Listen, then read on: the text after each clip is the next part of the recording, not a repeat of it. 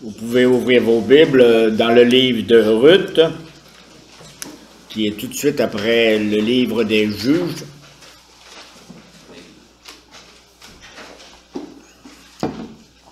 Mais fermez pas complètement le livre des Juges, parce que pour comprendre le contexte, on aura besoin d'aller dans le livre des Juges. Nous sommes dans la période des Juges, quand Ruth et Naomi se rencontrent. Juste une petite introduction. Hier soir, j'écoutais une émission sur Gilles Vigneault. L'émission se passait presque uniquement dans sa ville, son village natal à Natashquan. Et si vous connaissez un petit peu quelques paroles, quelques chants de Gilles Vigneault, il est beaucoup question des gens de Natashquan, des relations, puis les relations intimes même, des histoires d'amour. Mais il y a aussi beaucoup question de comment c'est Natashquan. Il y a beaucoup question de cette belle nature, les saisons en Natashquan, les rivières, les arbres, les bûcherons. Donc, vous voyez ce mélange de vie dans la nature, dans les saisons, et de relations avec la nature et les gens entre eux. C'est ce qu'on a dans le livre de Ruth. C'est poétique du début à la fin, et c'est dramatique du début à la fin. Mais la personne qui est à découvrir là-dedans, il faut le lire jusqu'à la fin parce que il y a comme un fil qui rattache les événements, les moissons, les récoltes et les personnes, et c'est ça qui est à découvrir. Quel est ce fil qui est plein de promesses? Parce qu'à la fin de tout cela, on a Bethléem, la ville de Jésus. Prions notre Dieu.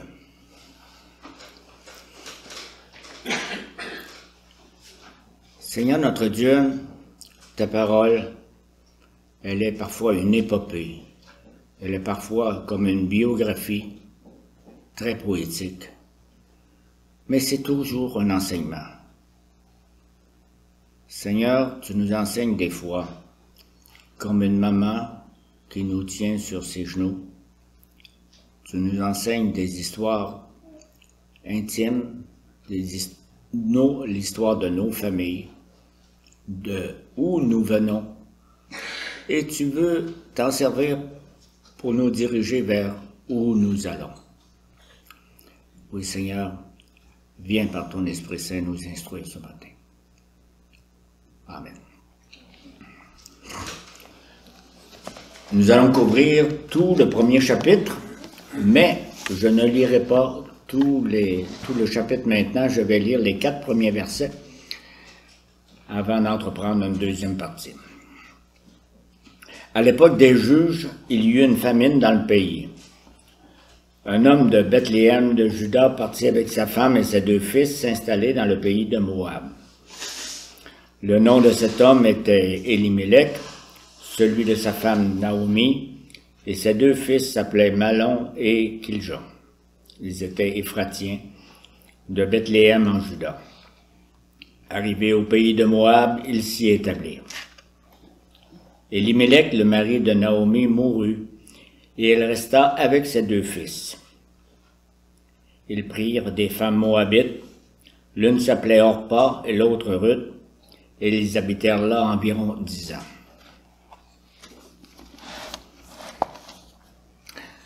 Donc, c'est suffisant pour une première partie. Il est temps difficile. Comme j'ai commencé à dire, l'histoire de Ruth, c'est un épisode dans l'époque des juges en Israël. C'est une période tourmentée dans l'histoire juive. Et les Israélites, on se souvient d'où ils venaient, ils avaient entendu la loi que l'Éternel avait donnée à Moïse sur le mont Sinaï. Et durant les 40 années de marche dans le désert, la nouvelle génération avait appris à mettre sa confiance dans le Dieu qui les avait libérés de l'esclavage en Égypte. Et ils se réunissaient dans le désert à chaque jour autour du tabernacle que Dieu avait fait construire pour offrir des sacrifices au Seigneur. Sacrifices de reconnaissance, sacrifices de repentance et d'autres. Après Moïse, après Josué, il n'y avait pas de chef pour gouverner l'ensemble du peuple. Chaque tribu avait pris possession du territoire que Josué lui avait attribué. Tout le territoire de Canaan était divisé en 12 parties. Et là, pour appuyer tout ce que je viens de dire, je vais faire quelques lectures dans le livre des Juges. Je suis dans Juges chapitre 2. Et je lis le verset 6. Josué renvoya le peuple et les Israélites se rendirent chacun dans le territoire qu'il avait reçu en héritage pour prendre possession du pays. Donc, fini le désert, on est installé. Au verset 10. Toute cette génération alla rejoindre ses ancêtres, la génération de Josué et des autres chefs, et après elle surgit une autre génération qui ne connaissait pas l'Éternel ni ce qu'il avait fait en faveur d'Israël. Le tournant est là. Et une bonne partie de la population de Canaan vivait encore parmi les tribus. On devait nettoyer le territoire, mais une bonne partie de la population vivait encore. Au verset 12, ils abandonnèrent les Israélites, ils abandonnèrent l'Éternel, le Dieu de leurs ancêtres, celui qui les avait fait sortir d'Égypte, et ils suivirent d'autres dieux parmi les dieux des peuples qui les entouraient. Ils se prosternèrent devant eux et irritèrent ainsi l'Éternel. Vous voyez le besoin d'avoir un Dieu, de rendre un culte à quelqu'un, on va au plus proche. Donc, installés dans leur territoire de Palestine, ils apprenaient à vivre comme les Cananéens. Ils adoraient les Baals, les Astartés, ils mélangeaient les cultes païens et la débauche sexuelle, ils sacrifiaient leurs enfants plutôt que les animaux d'élevage. Et le Seigneur leur envoyait des avertissements. Ça pouvait être une armée étrangère qui pouvait venir les attaquer puis s'emparer des villes importantes. Et je passe dans le 3e chapitre du livre des Juges, juste pour signaler le verset 12. Les Israélites firent encore ce qui déplaît à l'Éternel, et l'Éternel donna de la force à Édlon, le roi de Moab, contre Israël. Cela arriva parce qu'ils avaient fait ce qui déplaît à l'Éternel. Et les Israélites, ne trouvant pas de secours suffisant chez les faux dieux de Canaan, ils couraient vers leur dernier recours. Ah oui, il y avait un Dieu dans le temps de Moïse. Le Dieu de Moïse et sa loi. Et c'est ce qui s'était produit quand Édlon, le roi de Moab, avait attaqué la ville de Jéricho et sa région. Les Israélites ont crié à l'Éternel, et Yahvé a suscité un juge parmi les Juifs, un juge qui s'appelait Éhoud. Et ce juge-là a abattu le roi moabite, et l'armée envahissante a été refoulée vers Moab. Les Israélites sont revenus à l'Éternel et ont vécu en paix durant 2 générations. Je lis ce rapport-là dans le chapitre 3 des Juges, verset 15. Les Israélites crièrent à l'Éternel, et l'Éternel fit surgir pour eux un libérateur. C'était Éhoud, fils de Guéra, un benjamite qui était gaucher. Au verset 29, ils bâtirent à cette occasion environ 10 000 Moabites. Et ce jour-là, Moab subit la domination d'Israël, et le pays fut en paix pendant 80 ans. Toujours dans la même époque, vous vous rappelez, c'était un juge arrive, il remporte la victoire, ensuite on oublie l'Éternel, et puis là, il y a un autre envahissement. Au chapitre 8 du livre des Juges, verset 28, les Madianites, cette fois-là, furent humiliés devant les Israélites et ne relevèrent plus la tête. Le pays fut en paix pendant 40 ans, c'est-à-dire durant la vie de Gédéon. Tant qu'il y avait un chef qui était respecté, et cette fois-ci c'était un juge, mais quand le juge disparaissait aussi l'enseignement. Parfois, ce n'était pas l'attaque d'une armée, ce n'était pas militaire, l'attaque, c'était une épidémie ou un désastre qui tombait sur la population apostate. Si je lis dans Deutéronome cette fois-ci, Deutéronome 28,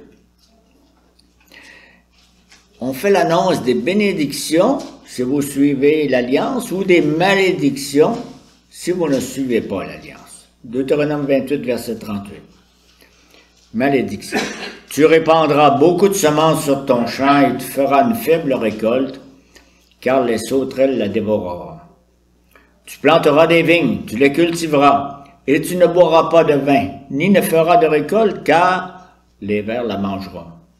Verset 42. Les insectes prendront possession de tous tes arbres et du produit de ton sol. Ça, c'est si tu ne suis pas ce que tu as appris de Moïse dans le désert. OK. Je vais m'en trouver.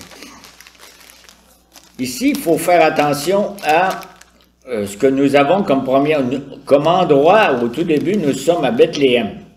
C'est tellement un beau nom, Bethléem. Parce que vous savez, vous l'avez peut-être dans vos Bibles, la signification de ce nom-là. Bethléem, c'est la boulangerie. L'odeur du pain. C'est la ville du pain qui souffre de famine. Rien de pire peut arriver. Vous avez encore l'odeur du pain, mais il n'y a plus de pain. Et la famille d'Élimélec cherche à se sortir de ce malheur-là. Et prononcer le nom Élimélec, ça veut dire, en disant Élimélec, on dit « Mon Dieu est roi ». Et affirmer ceci, c'est aussi reconnaître que la loi du roi, c'est rechercher la protection du roi dans le pays du roi Yahvé. Mais qu'est-ce qui arrive à Élimélec? Je vais faire un petit détour juste pour nous arrêter sur le mot shalom.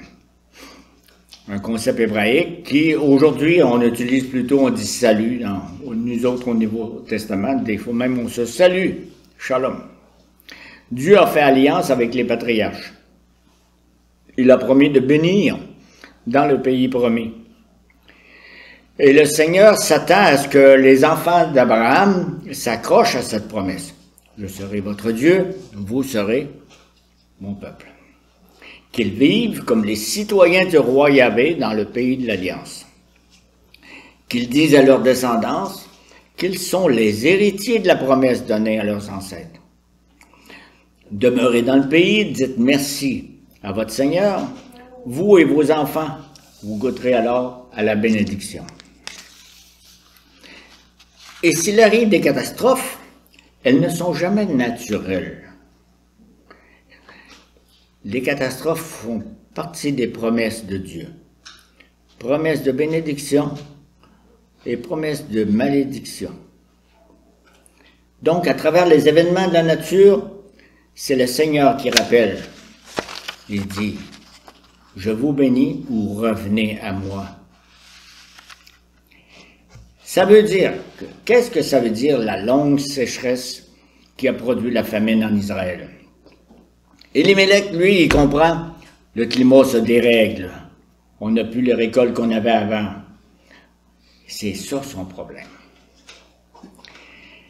Élimélec fait confiance à la sagesse populaire. Je fais comme il me semble bon. Le père rassemble sa famille, nous déménageons, il n'y a pas de pain ici. Allons là où nous pouvons gagner notre vie. Nous faisons partie des immigrés climatiques, comme des millions d'autres qui fuient la sécheresse dans le monde. Et la famille d'Élimélec émigre dans le pays de Moab. Je ne sais pas ce que ce nom-là vous rappelle, parce qu'en sortant de la marche de 40 ans dans le désert, Israël devait traverser Moab pour rentrer dans Canaan.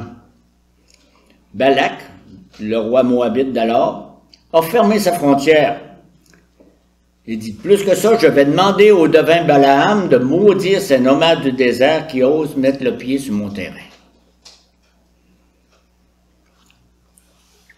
Deutéronome 23, je rappelle 2 versets 4 et 5.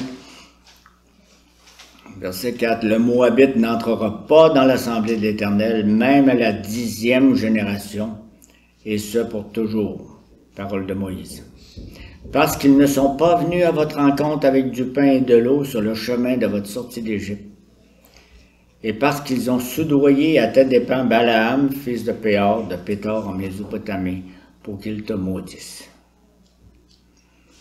Le roi Moabite n'avait pas le pouvoir d'envoyer la malédiction, mais il est allé payer un devin étranger pour maudire des gens qui sortaient du désert. Et le Seigneur avait averti Moïse, « Moi, je m'en souviendrai, je vous interdis de faire affaire avec ces Moabites, surtout pas des mariages. » Et malgré tout, le fils d'Elimelech, Kiljon, c'est un nom cananéen en passant, pas un nom hébraïque, Kiljon prend pour épouse Orpa, une Moabite.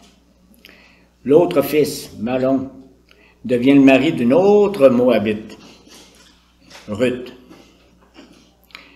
Et la mère des deux fils, elle se nomme Naomi. Et vous voyez le paradoxe, Naomi, ça veut dire beauté, douceur. Retenez le nom, là, parce que ça va changer.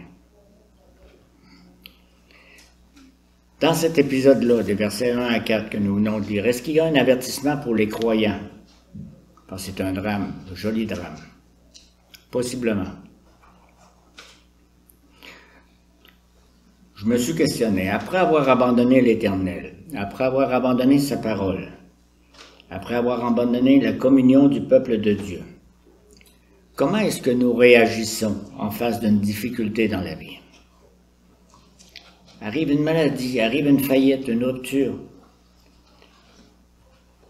Quel réflexe s'éveille en nous pour affronter le mur dans la vie? Souvent, c'est auprès du monde environnant, les voisins, la famille, des blogs, que nous allons chercher conseil. La sagesse populaire, ce qui me semble bon. Pourquoi? Parce que l'Éternel, ça fait longtemps qu'il est disparu de ma pensée. 3 veuves à l'étranger. Je lis à partir du verset 4, toujours dans Ruth, chapitre 1, verset 5 plutôt, 5 à 14. Malon et Kiljon moururent aussi tous les deux, et Naomi resta privée de ses 2 fils et de son mari. Alors elle se leva, elle et ses belles filles, afin de quitter le pays de Moab. En effet, elle y avait appris que l'Éternel était intervenu en faveur de son peuple et lui avait donné du pain. Il partit de l'endroit où elle habitait, accompagnée de ses 2 belles filles, et elle se mit en route pour retourner dans le pays de Juda.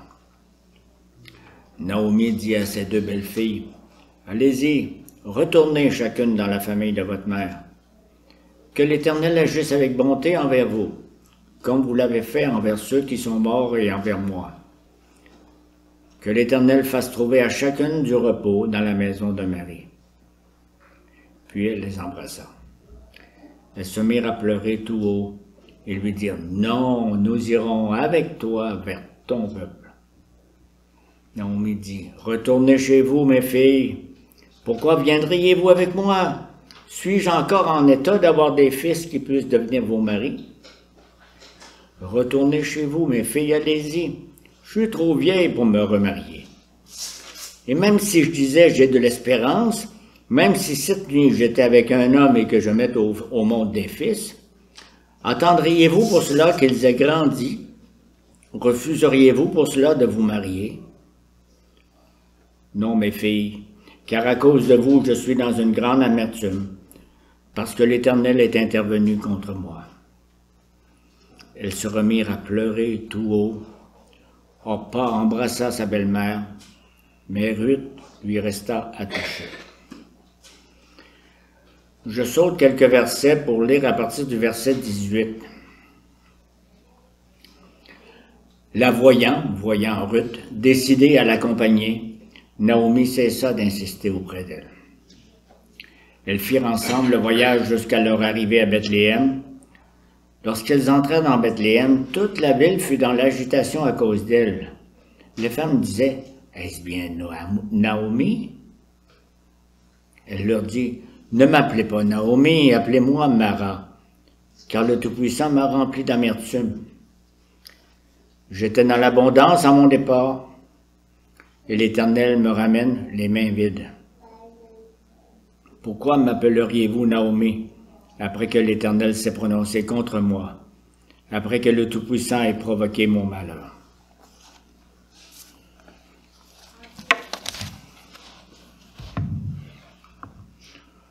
Vous connaissez des personnes en deuil?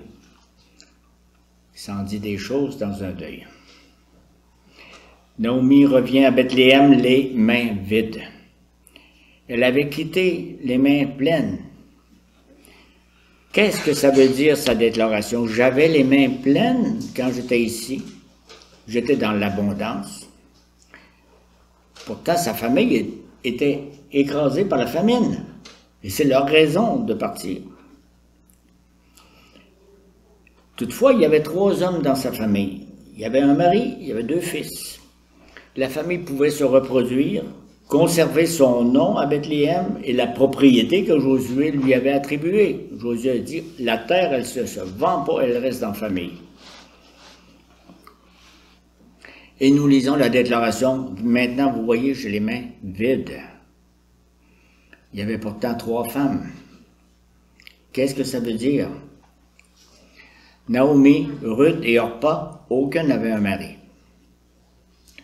Pour la suite, il n'y avait aucun enfant, aucun petit enfant, aucun homme pour reprendre le terrain de la famille d'Elimelech.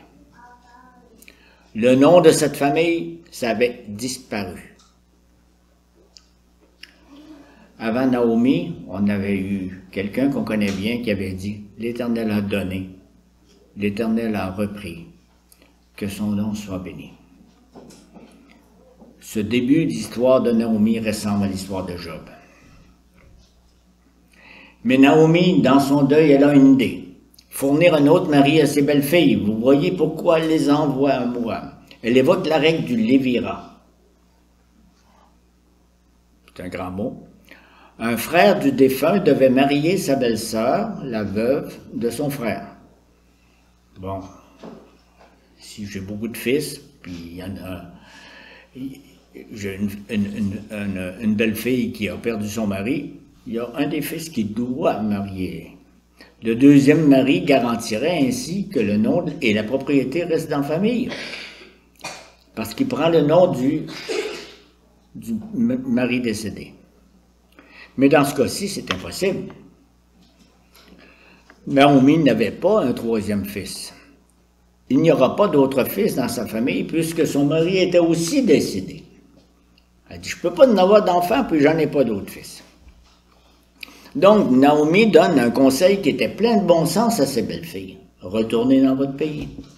Vous retrouverez des familles qui prendront soin de vous deux. Vous pourrez vous remarier.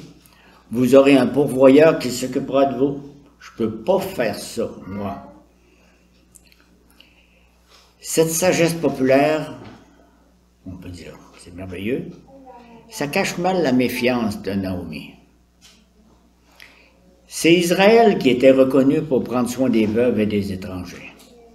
C'était inscrit dans sa loi, dans ses commandements, dans le Deutéronome. Prenez soin de la veuve et de l'étranger. Plus que tous les autres sociétaux, c'est Israël qui devait le faire.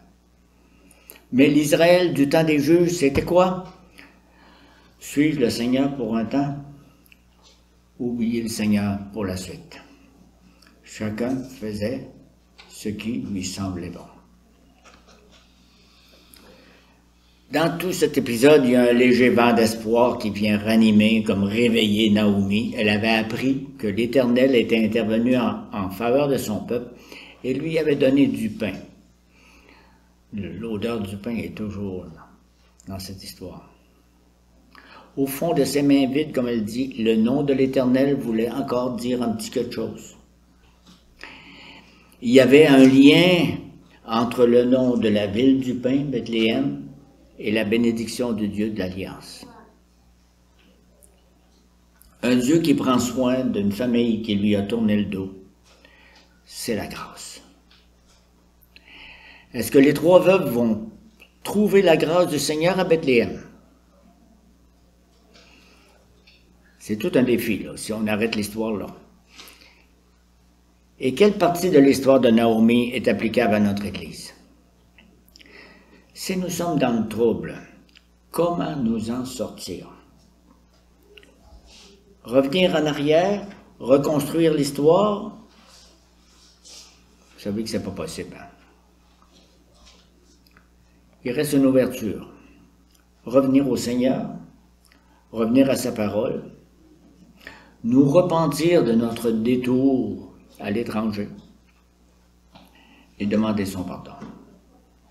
Avec son pardon, la bénédiction est promise.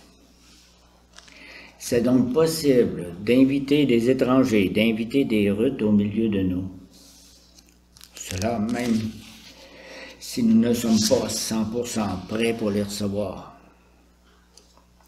C'est le Seigneur qui fera une place pour ces étrangers, ces visiteurs, pour eux dans son peuple. Bienvenue à tous les nouveaux visiteurs et autres dans le peuple de Dieu. Et je passe à la troisième lecture, qui est le mariage de Ruth. Je lis les versets 15, 16 et 17. Naomi dit à Ruth, « Tu vois, ta belle-sœur est retournée vers son peuple et vers ses dieux. Retourne chez toi comme elle. » Ruth répondit, « Ne me pousse pas à te laisser à repartir loin de toi. Où tu iras, j'irai. Où tu habiteras, j'habiterai. Ton peuple sera mon peuple, et ton Dieu sera mon Dieu. Où tu mourras, je mourrai, et j'y serai enterré. Que l'Éternel me traite avec la plus grande sévérité, si autre chose que la mort me sépare de toi. »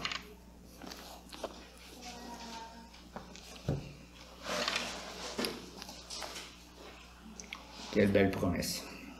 Ruth quitte Moab, elle quitte son pays, elle quitte la famille de son ancêtre Lot, celui qui avait survécu à la conflagration de Sodome. Ruth quitte les faux dieux de Moab. Si on tourne dans notre Bible, plusieurs siècles avant Genèse chapitre 12, on va voir un monsieur qu'on appelle Abraham, qui avait fait un mouvement semblable à celui de Ruth.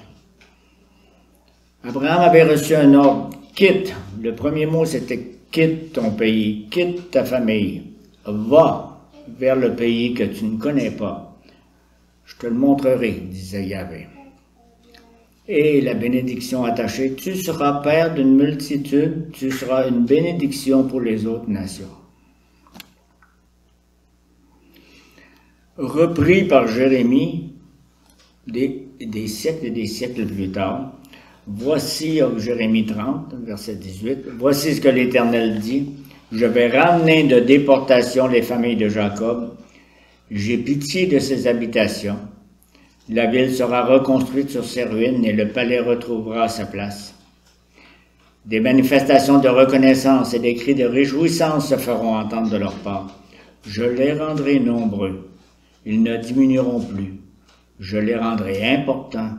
Ils ne seront plus méprisés. » Et je passe au verset 22. « Vous serez mon peuple, et moi je serai votre Dieu. » Ruth a répondu à Naomi, « Je vois pas ce qu'il peut y avoir de bon à Bethléem. Je connais pas la place. Moi, je n'ai pas l'odeur du pain dans le nez. Mais je crois à celui qui attire Naomi là-bas. »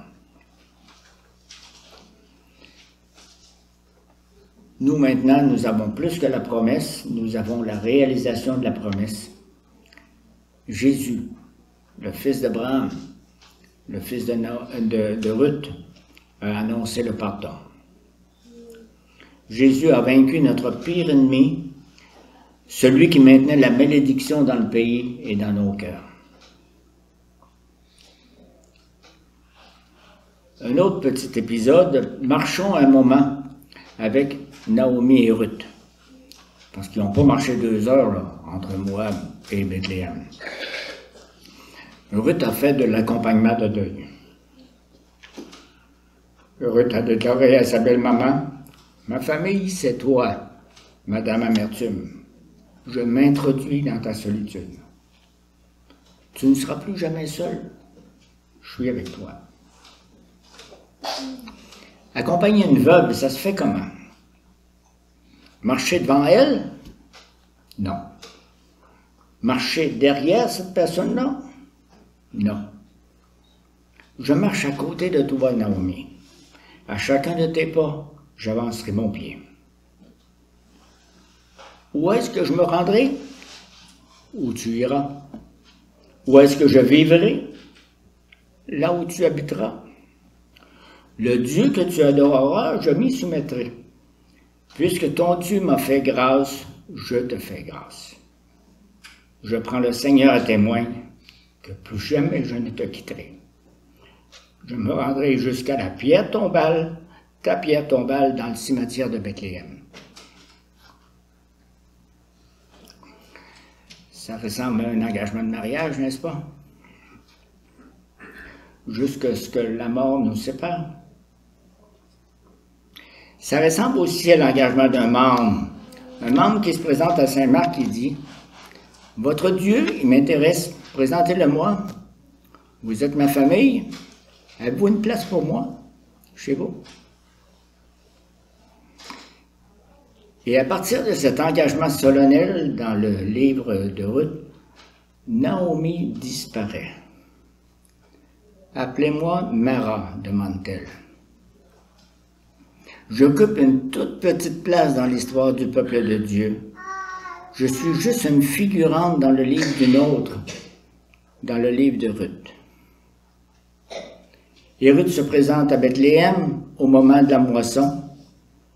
Je lis le verset que je n'ai pas lu, le verset 22, le dernier verset. C'est ainsi que Naomi et sa belle-fille, Ruth la Moabite, revinrent au pays de Moab. Elles arrivèrent au pays de Bethléem au début de la moisson de l'orge. Vous lisez qu'on ne parle plus de la famine comme dans le premier verset? On disait dans le premier verset, à l'époque des juges, il y a eu une famine dans le pays. On parle de la moisson. Ça veut dire que Bethléem est en construction. Bethléem se prépare pour recevoir Jésus. Avant Jésus, Bethléem sera la ville de David. Et avant David, elle sera la maison du petit Obed, le fils de Ruth, et la joie de sa grand-mère Naomi. Nous autres, les Naomi, est-ce que nous pouvons accueillir les proches qui veulent nous accompagner? Nous nous sentons peut-être en deuil, pas en forme, avec des pertes qui ne sont pas encore répondues, qui font souffrir par en dedans. Toutefois, le Dieu qui nous fait avancer vers Bethléem, c'est lui qui promet, c'est lui qui nous fait grâce, un pas après l'autre, en Jésus.